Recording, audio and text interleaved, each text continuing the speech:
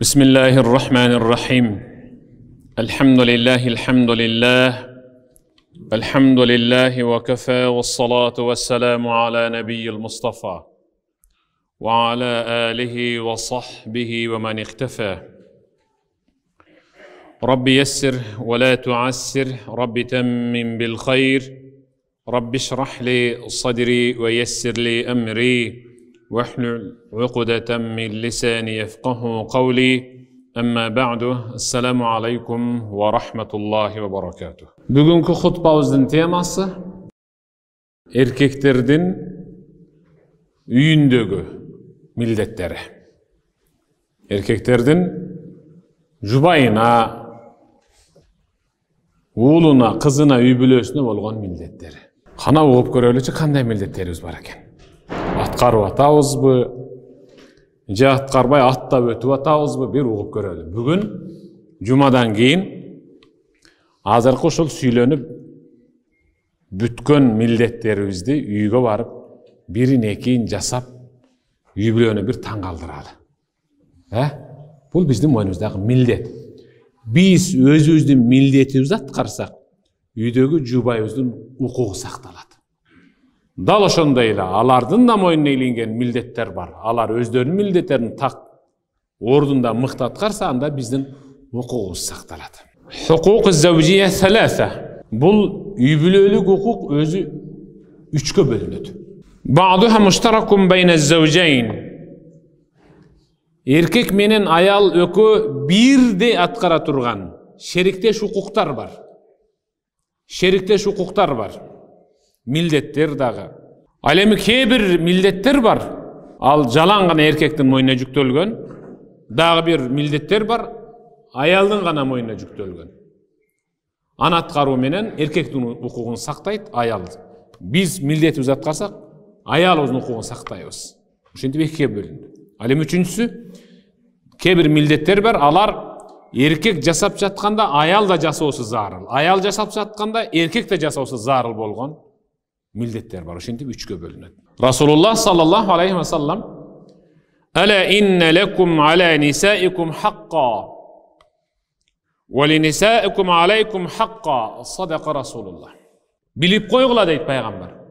Билип койгула.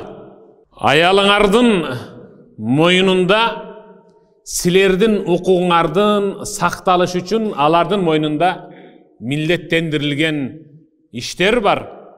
Алар өз милдетин так аткарса, силердин укугуңар сакталат. Дал ушундай эле аялыңардын укугу сакталыш үчүн силердин мойнуңарга жүктөлгөн милдеттер бар. Аны силер аткарсаңар, жубайыңардын укугу сакталат дейт. Андыктан Аллах Таала өз аятында стаъуду билlah: "Валахунна мислу аллази алейхинна бил ма'руф وَلِلرِّجَالِ عَلَيْهِنَّ دَرَجَةٌ." Sadaqallahul azim.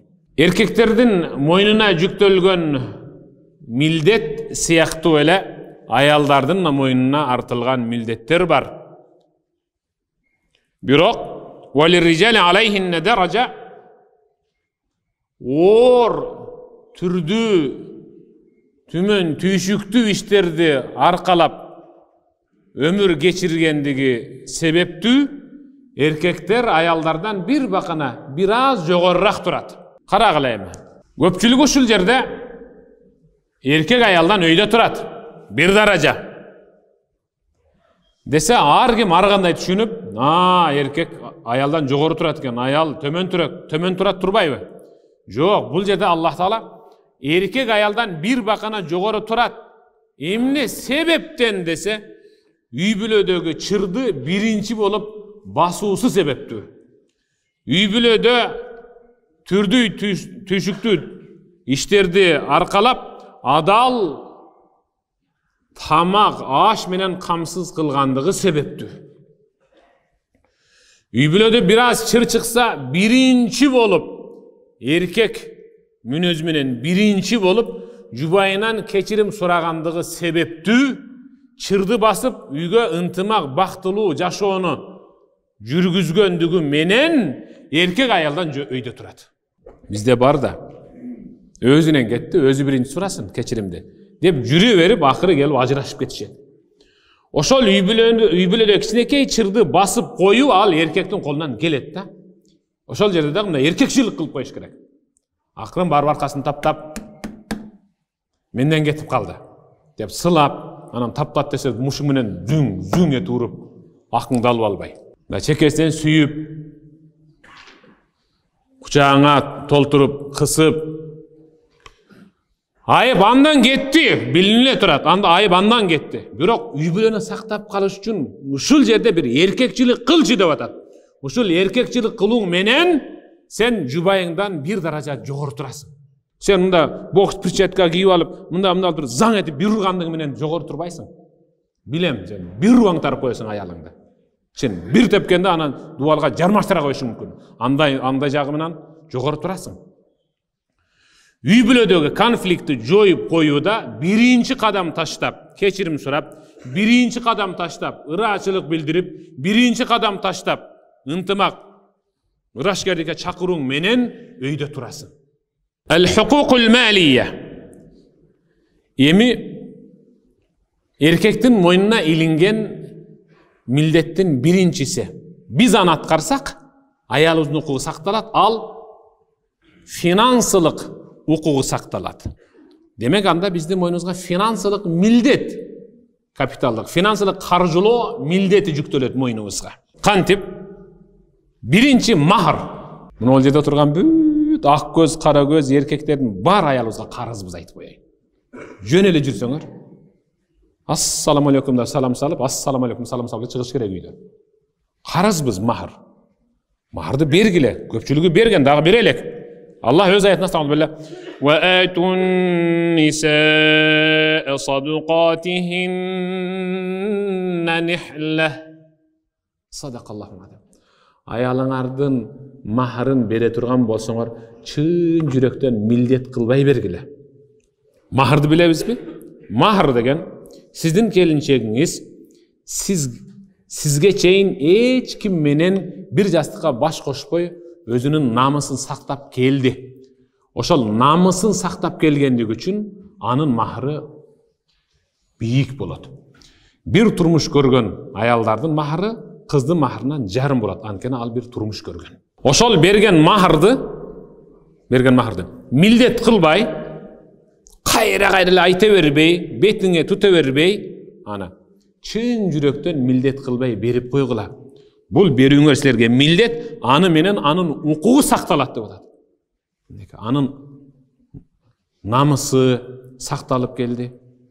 Ошону эң мыктысың сен, мага гана арналгансың деп аны кайра аркасын таптап, сүйүп, ардактап, сыйлап урматтоонун эң негизги биринчи башаты ушул.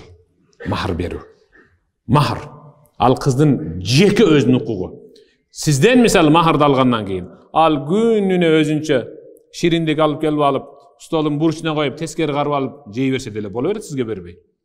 Алсаңыз берип турчу, мен да жейинчи деп уруксат сурап жейсиз. Анткени ал анын укугу. Анна Расулуллах саллаллаху алейхи ва саллям ра Абдуррахман ибн Ауф ва алейхи рад'у за'фаран. Пайгамбарыбыз саллаллаху алейхи ва саллям Абдуррахман ибн Ауфты көрүп калды. Абдуррахман ибн Ауф деген сахабаны билебиз. Абдуррахман ибн Ауф бир боелгон жыты бар көйнөк кийип алыптыр, кийим кийинип алыптыр сыртында. Аны ал учурда үйлөнгөндөр, мындай тойго, сыйга бара тургандар кийинче эле пайгамбардын доорунда. Бул ушундай бир жакшынакай кийим кийинип алыптыр. Пайгамбарыбыз Абдуррахман ибн Ауф менен учурашып туруп, "Махьям, абалың кандай жол болсун Абдуррахман? Кийимиң башкача болуп калыптыр" деди пайгамбарыбыз. Махьям деген сөз араб тилинде. Кандай анан абалың? Кечеге караганда же бир 5 күн мурда караганда бүгүн бир башкачасың. Кийимиңди да жыты өзгөчө. Бу эмне болгон кийим деп пайгамбар тамаша иретинде сурады. "Я Расулаллах, тезавважту имраата." Үйлөндүм деди. Ошо айтам. Жакшы жыт келип атат да кийимиңден. Деди. Пайгамбар "Ма астaqdaha?" Кана айтчы, угалы Абдуррахман, махрына эмне бердиң жубайыңдын? Кана кандай махр бердиң? Абдуррахман ибн Ауф айтты. وزن نواة من ذهب. Кичинекей дандын уруктма bir buğdaydın, dagы bir örüktün данеге болот. Ошонун салмагынчалык алтын бердим dedi. Ошонун салмагынчалык алтын бердим. Пайгамбар айтты: жакшы, эми угуптур dedi пайгамбар. Аулим валау бишатин. Эми үйлөнгөнүңдү жарыялап, bir koy soyup bolsa da toy kılıp koy dedi. Peygamberimiz sallallahu aleyhi ve sellem'nin doğrunda sahabalar üylönse, taraka turuğu joğ ele, tarsa tursu joğ ele, üylönüp şintip, bayağında jituvar göйнек kiyip koyup, Peygamber'in yanında geleverişken. Peygamber, ne oldu? Üylöndüm. Ha jakşı. Hazır bizde balenin bari. Üylönsen Kırgızstan'ın jarımı bilet. Dünyanın ark başına jetet. Geçe men bir yerde maçta menen geleceğim, sabahtan geleceğim. Bir kuruktu kamazlar şar baylap alıp aylanıp atıp durup, maçtalarga yol berbey. Aylampany, kamazlar. Ne olup ketken? Uşunca uzun bu tögön baytaba desem, men alıp kele жаткан bala aytar, ustaz bolar, zakıska çıkkаны, kuruktu içimde bir aylanıp atat deydi. Şumduğun kuruğu, emi bayağı kичинекей maşına kalıp kamazlar. Men jakында айтам да, jakында ойлойм, вертолет bu. Samolyot menen zakıska çıkıp kalbasa kale oldu. Çin. Barat şu ança-munça kem akıldır. Samolyot menen zakıska çıkıp jindi bolbasa ele dep atam da. Peygamber'in ornuna sahabalar hem peygamber turatты, kagılayınlar. Peygamber turat. Peygamberdi alıp gelip törgü oturuz, ya Rasul üylönüp atam bir bahtağınızdı berinçi. Anday jok eken ele. Şunçalık jokçuluk, jupunuçuluk var da barçılıktan köp atabız biz. Barçılıktan köp atabız, tokçuluktan köp atabız. Oşol zakısına ketken akçanга ataң менен апаңды мыкты кылып кийиндип койбойсуңбу? Чын кагылайындар. Кээ бир жигиттер бар. Узундугу bir 10 метр ne бәлә бил, баягы лимузин. Ömüründe misалы ökö мындай кубалашып ойногон эмес. Танышканда 1 ay болду. Güyüm, süyüm, canım, kanım, tağım. Bu appaktарды kiygizip, eteğini kötörüp, çırkap kele kalıp, kompliment kılıp, eşik açıp, apaң eşike çıgayın, uyga gireyin dese, ömüründe eşik açkan emessin ataң menen apaڭa. Jaң üylönöyin degen ayalıňa limuzindin eşigini açıp atasың. Jakşı, aça ber. Aябай jakşı al. Bирок ошол ayalıň otura turgan limuzinga ataң menen apaňdy bir oturguzup koygon joksuň go. Emi ekinci milletimiz bizdin. El-infaq ala zawja.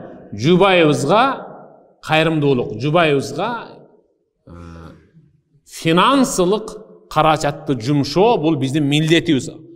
Uşul milletimiz atkarуу menen anın hukugu saktalat. Allah öz ayatında estağfirullah jakşylap oguň. Estağfirullah. وعلى المولود له رزقهن وكسوتهن بالمعروف صدق الله العظيم. Ayaldın enenin giyim geçesin, tamak aşın, adal, jol, beşine termenen millet kılbay, jaşnakay giyintip, jedirүү bul erkekti milleti dep atat. Erkekti milleti, karang. Andıktan biz giyim geçe alıp gelgende dağı anın avretin jaba turgan, özgö erkektin gözün tartpay turgan, jupunu basında çek jok, kahlaganda bayda alıp berin.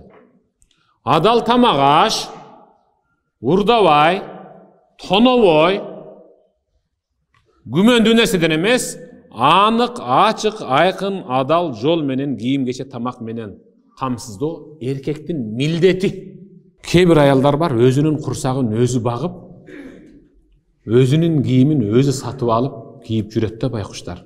Şul nolok, çorkok koluna ne sese gelbegen küyösünün ayынан sen uyda şu balаны karap tur dep ayallar rasiyalap ketip kalgan uşundan. Küyösü öz mildetin bilbegендigi sebepti. Öz milletin atkaralbagandığı sebepti. Ayal erkektin milletin özün moyuna alıp ketdi rasiyalap. Jüreten baykuş. Birösü jakşı iştep atat, birösü orta iştep atat, бирөөсү мыкты иштеп атат, бирөөсү карызга белчесинен батып калган. Дагы бири бул жердеги күйөөсүн азыр отуруп тур, мен келе калам деген боюнча башка эрге тийип, андан да балалуу болуп калыптыр. Аял заты алсыз, чын. Барган жерде анын аркасынан көбүрөөк сөз ээрчий турган адам. Бул кимдин кызы, кимдин жубайы, кимдин эжеси, кимдин карындашы деп сөз жүрөт. Анықтан чындап келгенде акылдуу, эстүү, бам, парасаттуу аялдар мен өзүм жейм, өзүм кием, өзүм эле таап алам дебестен үйдө мукурап күйөөсүн күтүп отурат. Ошондой аялдардын укугу мыкты сакталыш үчүн биздин мойнубузда эркектердин милдети бар, аларды кийинтүү жана жедирүү ичирүү адал жол менен. Пайгамбарыбыз саллаллаху алейхи вассалам: "Фаттакуллаха фин-ниса", аялдарыңарга мамиле кылууда Аллах Тааладан чындап корккула. "Фаиннакум ахазтумухунна биаманиллах", анткени силер аларды никелеп алып атканда Аллахтын аманаты катары алгансыңар. Аялыңарга кыянаттык кыла турган болсоңор, анда Аллахтын аманатына кыянат кылган болуп жазыласыңар. Кыямат керт башыңар менен жооп бересиңер. "Вастахлалтум фуружахунна бикалиматиллах", анын денесин силер өзүңөргө бир сөз менен адалдап алдыңар. Кабыл кылдым деп, никеде кабыл кылдым, аялдыкка, жубайлыкка кабыл кылдым деп адалдап алдыңар. Эми адалыңарга адал мамиле кылгыла. Суу катаал, мисалы, нарында, алайда, жана башка ошол, мисалы, суу самырда жүргөн аялдар, апалар, эжелер, карындаштар өтө оор жумуштар кылып жүрүшөт. Бирөө заправкада иштейт, бирөө мал карайт, бирөө дагы башка иш жасайт. Ушулардын укугу өз ордунда сакталган жок, анткени алардын күйөөлөрү милдетин аткарбай качып кетип калышкан. "Валакум алайхинна ла юатина фурушакум", эми силердин дагы укугуңар сакталыш үчүн аялдардын бир милдети бар, силердин төшөгүңөргө башка эркектин кадамын бастырбаш керек. Кыянат кылбаш керек аларда. Силер жаман көргөн адамдар, силер жок мезгилде силердин үйүңөрдүн астанасын аттап кирбеш керек. Аял ачпаш керек эшикти. Бизде отура берет да, мисалы. Аяш кандай анан?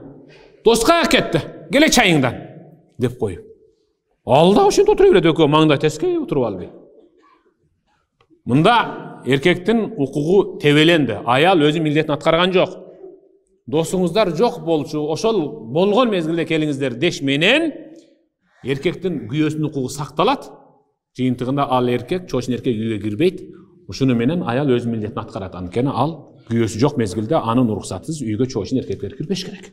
Fa in fa'alna zalika fadribuhunna darban ghayra mubarraj. Эгерде бир аз чектен ашса, чоочун эркектер менен маңдай теске отуруп калса, мындай сынбай турган, ишибей турган, көгөрбөй турган кылып, бир аз мынтип койгула.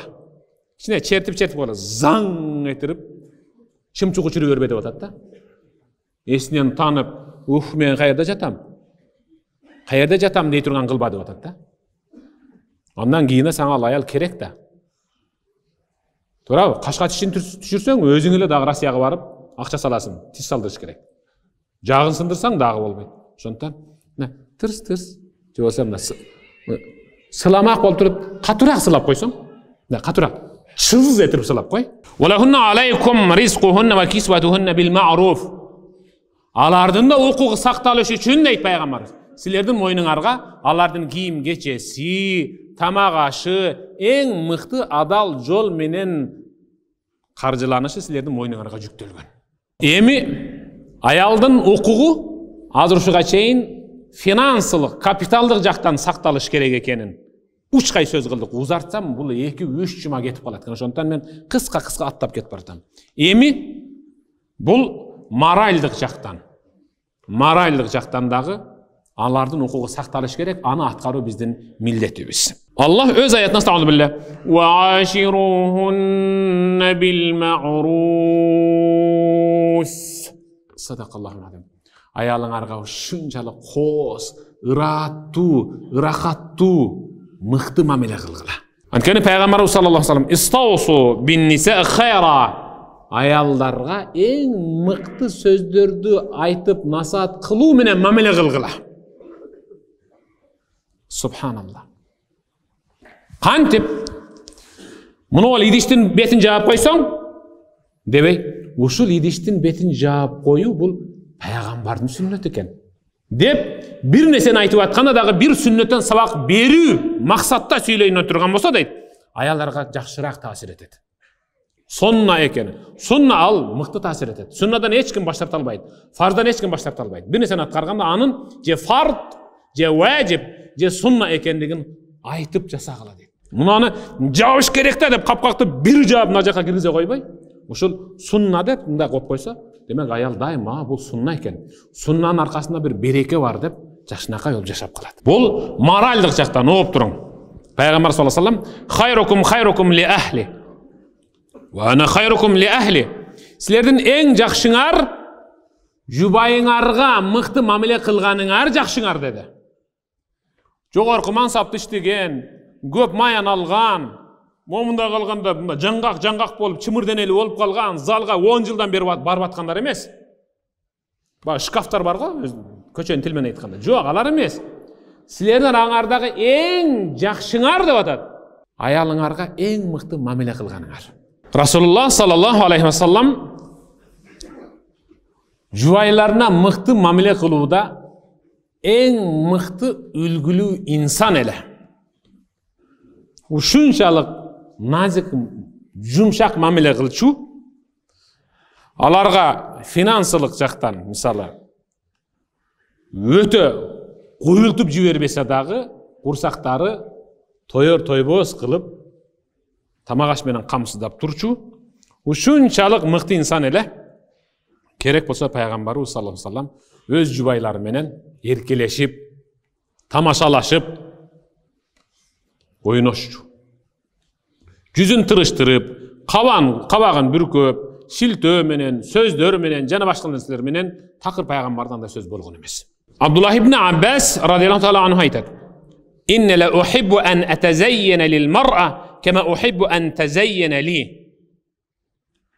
Jubayımdın maga tünü en mıhtı jasalga, makiyaj, boyonu, jıttanu, jana arganda mıhtı meni özüne tartıp ala turgan mıhtı giyimlerdi giyip kelösün kançalık jaktırsam, men andan talap kılgandan dagı artıgıraak aga oşonçalık jasanıp baruunu özüm jakşı görem. Antkeni menin ukugumdu al hareket kılıp saktap жаткандан кийин мен дагы анын укугун сакташ үчүн ошол нерселерди аткаруу ага моральдык дем берүү болуп эсептелип атат дейт Абдуллах ибн Аббас.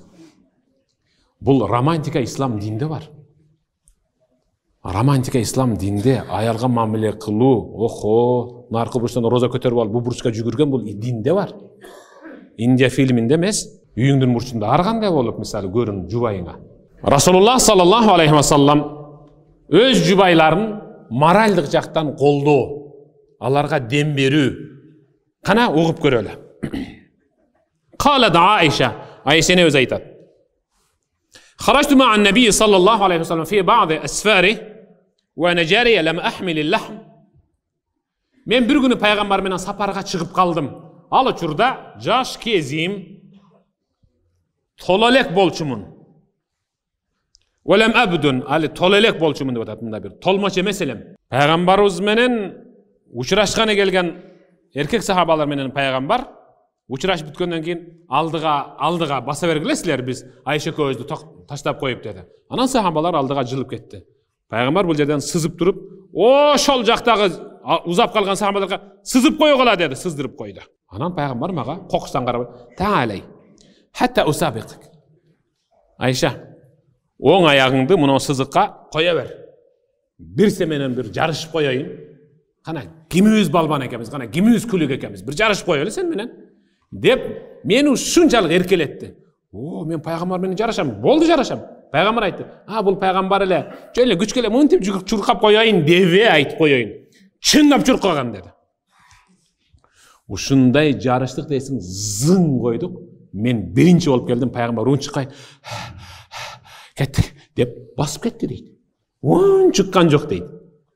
Арадан бир канча жыл өткөндөн кийин мен бадунту ва насит хамалту лахм бираз толуп калдым. Анткени жашым да чоңойду. Бир аз толуп калдым. Дагы бир сапарга чыгып келе жатканда, ошол жерге келгенде пайгамбар, эсиңдеби? Баягында сен утуп кеткенсиң, туурабы? Сыз мына ол жерден деп сыздырып туруп, бисмиллах деп баштадык. Анда мен бир аз чуркай албай калып, пайгамбар менден мурда жетти. Мен деп барсам, хаза бизак. Нөл dedi пайгамбарыбыз. Кара. Бир деген сөзүн экен. Бир болду. Баягыда сен уткансың, мында мен уттум. Dedi пайгамбарыбыз. Кара. Өзүңүздүн жубайыңыз ал, сиздин менчигиңиз. Сиз ага менчиксиз, ал сиздин менчигиңиз, сиздин никеңизди ал. Аялыңар менен ойногула көчөдө. Муну жерде эмес го, базарда эмес. Шу өтүп Мустажали менен бияк кетип барсаң, бир айтат да. Тынчылеп экен, Элестет келем мен мына селде. Мына желек. Жубай менен ажыр шунда чуркап кетип барсам. Баарыңар пешенеңерди кармайсыңар деп. Ертең кыямат келип калган окшойт. Кыямат келип калган окшойт. Мына имам чуркап кетип барткан, мен зуулдап кетип барсам. Эми эл көрбөй турган, туура түшүнө турган жерге барып чуркай бер. Дөңдүн аркасына барып, салто таштайсыңбы? Эмне кылсаң кыла бер, бирок аялдын көңүлүн көтөр. Кызып кетип анан карата кылып тээ бербе да. Карабайсызбы, кандай сонун. Расулуллах саллаллаху алейхи ва саллам менен келе жатсам, сахабалар чогулуп алып, тарс деп жыгачтан жасалган кылыч менен тарсылатып ойноп атышыптыр. Баары ороп алган. Пайгамбар акырын келип, охо деп ортодогу ошолордун ойноп атканын көрдү. Анан мага карап, көргүң келдиби dedi. Мен Расул айбай көргүм келип атат дедим. Пайгамбар отурду. Пайгамбар отуруп, мени аркасына көтөрүп, мойну жагына мингизгенге жакындап калды. Колу менен мени айбай момунтуп, түртүп көтөрдү. Менин эгим пайгамбардын төсүндө эле. Ушинтип көрдүм. Абдан көрдүм. Пайгамбар саллаллаху алейхи ва саллам мени бир тиктеп болгондур деди эле. Я Расул, көрүп бүтө элекмин дедим. Пайгамбар саллаллаху алейхи ва саллам тура берди, көп көтөрдү. Болгондур деди. Жок, көрө элекмин дедим. Мен абдан жакшы көрүп алайын дедим. Менин оюм дейт. Менин ниетим, максатым оюнду көрүү эмес. Пайгамбардын аркасында эркелеп отуруу эле деп атат. Карагылачы. Кандай сонун моральдык колдоо. Бүгүн барып бир аракет кылып көргүлөчү. Арканы көтөрүп айнектен көрчү тиякты деп. Таш деп жыгылып түшүп анан дагы. Өзүңөр деп жашынакай кылып, страховканы жашынакай кылып көтөрүш керек да. Бул аялга моральдык дем берүү, моральдык колдоо көрсөтүү, бул диндеги эң мыкты нерсе. Аны аткаруу бизге милдет, аткарууубуз менен анын укугу сакталып атат. Субханаллах. Андан кийинки эркек өзүнүн жубайына убакыт бөлүп, аны менен сүйлөшүп отуруу, аңгемелешүү, өткөн кеткенден, жаңылыктардан, келечек иш пландардан сүйлөшүү бул сонна. Пайгамбарыбыз саллаллаху алейхи ва саллам намазга кирип, чыгышы менен аялдары кимдери кирип калса баары менен отуруп, ал акыбалды сурашып, эмне болгон атат, эмне болду, эмне кылган атасыңар деп ушинтип сүйлөшчү. Анан баары жатар конокко келгенде өздөрүнүн бөлмөсүнө кирчү, ошол үйдө түнөп калчу пайгамбарыбыз саллаллаху алейхи ва саллам. Пайгамбар саллаллаху алейхи ва саллам жакшылап сүйлөп берип, алардын көңүлүн көтөрүп, кээде күлкүлүү, кээде олутуу сөздөрдү сүйлөп берчү эле. Мына ошолордун бири. Пайгамбар саллаллаху алейхи ва саллам аялдары мындай сумсак сөз сүйлөп атса дагы, койчу, дечү эмес бизге окшоп. Биздикилер, койчу каяктагын сүйлөбөй дейбиз го. Пайгамбар саллаллаху алейхи ва саллам аны башкалап бирөөлөрдөн укса дагы, угуп келсе дагы, ой, де укчу. Биз баштаганда эле, уккам кой, тегеле койчу. Уккам. Эми эле ушунда тамшаны баштаганда аны өлтүрөбүз да. Аягына чейин угуп көр. Расулуллах саллаллаху алейхи ва саллам укса деле, жубайлары ошол пайгамбар угуп келген маселени укса дагы көзүн айтса, пайгамбар көзүн албай туруп, охо, ушундай тамшаны укчу эле. Бул моральдык колдоо болуп атат да. Пайгамбарыбыз саллаллаху алейхи ва саллам Айша энебиздин алдына кирип калды. Мадинада Абу Зар деген, анан Умму Зар деген үй бүлө бар эле. Алардын ортосундагы мыкты мамиле, сүйүү, ушунчалык жакшы ынак жашоо жөнүндө биз аялдар менен сүйлөшүп келдик деп ушунчалык узартып сүйлөсө дагы Пайгамбар саллаллаху алейхи ва саллам Айша энебизди бурузбай уккан. Карабайсызбы, кандай сонун үлгү. жубайынын анча мынча кемчилдигин көрмөксөнгө салуу, косягын айта бербөө. Косяк дегенди түшүнөк да тура азыркылар. Азыркы косяк кемчилдигин айтпай коюу, көз жумуу, сабыр кылуу. Анткени пайгамбар саллаллаху алейхи ва саллям не деди? Ла яфрак муъминун муъминатан ин кариха минха хулукан радия минха ахара, ай гайраху. Эч качан мумин эркек өзүнүн жубайынын жагымсыз жаман мүнөзүн бетине тутуп эле сен ушундай дегенсиң, ушундай кылыгың бар деп жей бербесин. Бир аз сабыр кылып турса, баягы жагымсыз мүнөздү Аллах Таала жубайынын эң мыкты мүнөзү менен жаап коет деп атат. Сабыр кылып турсун, Аллах Таала аны оңдойт. Башка мыкты мүнөзү менен, кылыгы менен аны унуттуруп коет деп атат да. Куду ушундай эң мыкты үлгүлүү сабак. Пайгамбарыбыз саллаллаху алейхи ва саллям: "Иннал мар'ата хулиqat min dila", аял ири кабыргадан жаралган. "Лан тастaqima лака тариqa", лан лам ана нун келди. Бул ушул эки тамга бир келе турган болсо, эч качан ал ири кабырга түздөлбөйт деген түшүнүк. Түздөлбөйт. "Файн истамта'та биха истамта'та биха ва биха хибаж". Эгерде аялың менен сүйүүдө, махабатта, сый-урматта, ынтымактанан бактылуу жашайм десең, ирилигине баш ийип, ийрейип жашап өт деп атат. Ирисиң дей, дебей. Ийрей сен ошол жакка карап деп атат. Ошондо ынтымакта жашайсың. "Ва ин захабта туқимуха кассартаха ва касруха талaqуha". Эгерде түздейм десең, сындырып аласың. Сындырып аласың. Сынуусу дегени ушул талак берилиши деген түшүнүк.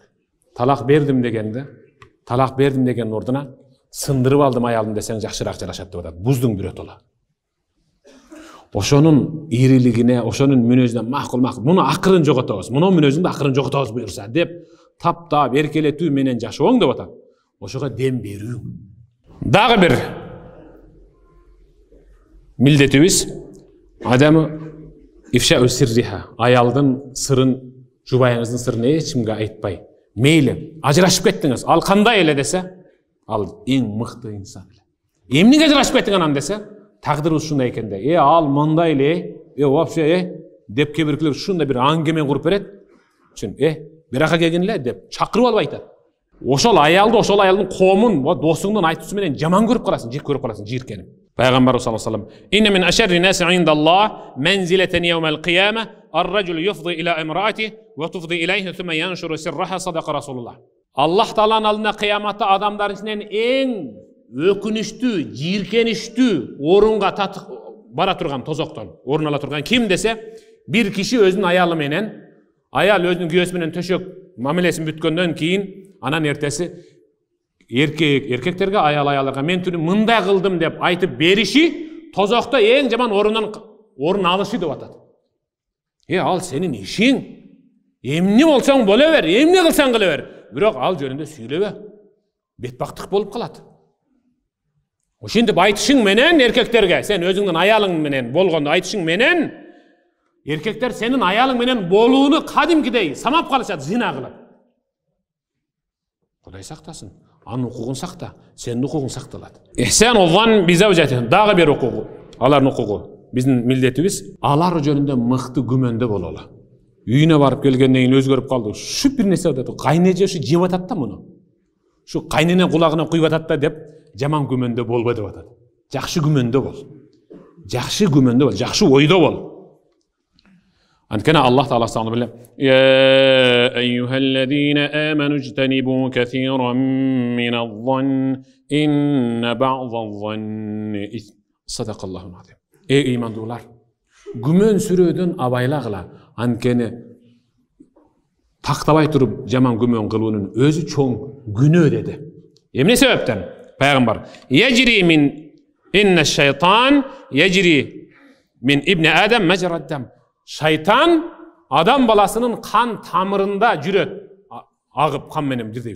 Ал каалаган учурда, каалаган орунда, каалаган абалда сага жаман күмөн туудуруп, аялың менен ажыраштырып коюшу ыктымал. Жакшы күмөндө боло бер, шайтанды өзүңдүн каныңдан denengden çıkarıp taşta. En akırkısı Rasulullah sallallahu aleyhi ve sellem'din sünneti, bu bizim moynumuzga ilingen millet, erkek adam üyünde öz jubayına, üy jumuşlarına jardam berüsü. Peygamber sallallahu aleyhi ve sellem kana beşaran minel beşer yefli thawbah ve yahlub şatah ve yakhtum nafsah. Ayşe nemiz aytdı. Rasulullah jönököy bir insan ele. Üyde uşunçalık bir jönököy insan ele. Al özünün giyimin özü jamap tiget ele. Özü içe turgan süttü tödön, koydan, eçkiden özü sahip gelip içet ele. Ve yahdum nafsa, özünün çaçın özü tarap, özünün tırnakların özü alçele. Subhanallah. Muna şunun özü ke çaç tarap koyçu, süt alıp berip koyçu, süttü pişirip koyçu degenden göre ar kimi üşintip jasay turgan bolsok, ayalыбыздын hukuku saqtalat inşallah. Bularda atkarı bizden moynumuzga mildet. Ayatlarga sadaqallahul azim, hadisке sadaqa rasuluhul kerim. Amin Allahumma inneke afun kerim. Tuhibbul afwa fa'fu anna ya rahimu bi rahmetike ya erhamer rahim. Allahu ekber. Esselamu aleyküm.